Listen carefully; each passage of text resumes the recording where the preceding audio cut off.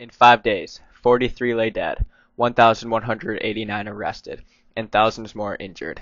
The cause of these things in Detroit are a combination of social, economic, and political factors such as police brutality, urban renewal projects, economic inequality, poor housing, and rapid demographic change. During the 1960s in Detroit, four-man teams of highly trained police officers roamed the streets looking for trouble. When there was none, they would create it by asking roaming black citizens for proper identification. But if it could not be produced, they would arrest, or worse. Prior to the riots, police brutality was voted the #1 problem in Detroit. Not only was there intense police brutality, but there was also extremely poor housing offered to the blacks because they could not afford any better. But this was not the end of the racism. They also had to go through immense economic inequality. The whites even started making signs saying, "White tenants in our white communities," which means they wanted white housing owners in their white neighborhoods. Change was necessary. The whites even went to extremes like building a 6 feet tall, 1 foot wide concrete wall to avoid even the slimmest chance of having a black neighbor.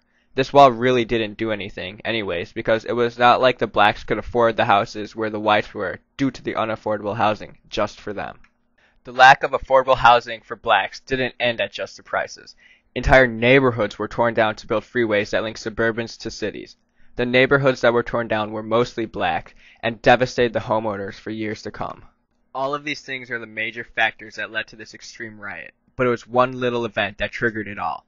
A police squad was attempting a raid on an after-hours drinking club called the Blind Pig in a predominantly black neighborhood on 12th Street and Claremont Avenue.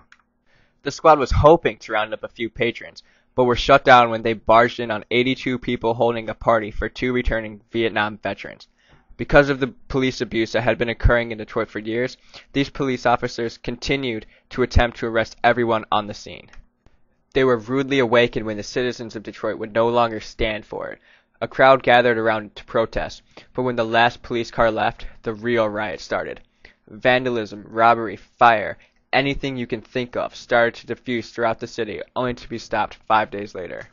Even though federal troops were mobilized to help stop this devastating riot against the will of the Michigan government, it may have proved to be a major factor that ended them, due to the fact that rioting stopped 48 hours later.